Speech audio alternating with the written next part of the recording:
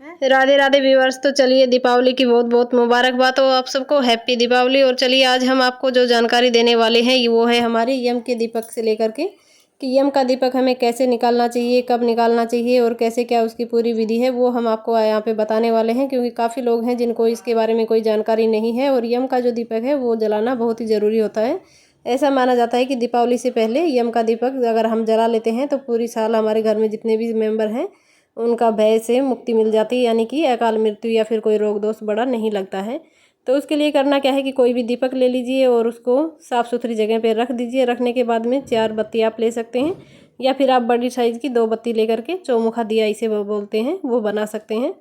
दिया यहाँ पे आपको ध्यान रखना है, या तो मिट्टी का लेना है या फिर आप आटे का बना सकते हैं। आटे का अगर बना रहे हैं तो उसमें ये ध्यान रखना है कि आटा जो है उसमें नमक नहीं डालना है बिल्कुल भी।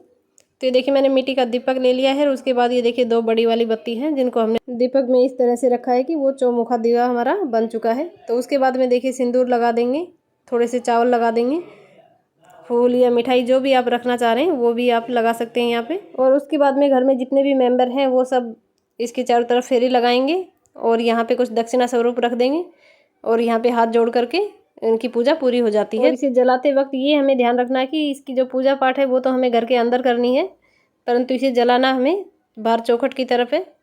दक्षिण दिशा में इसको हम जलाएंगे चौखट पे ले जा करके बाहर की तरफ, अंदर घर के अंदर नहीं, घर की बाहर की जो साइड है वहाँ पे हमें इसको जलाना है। और जलाने के बाद में सुबह इसकी जितनी भी सामग्री बचेगी उसे हमें किसी सुनसान जगह में फेंक आना है या फिर वहाँ पे जल में प्रवाह कर देना है।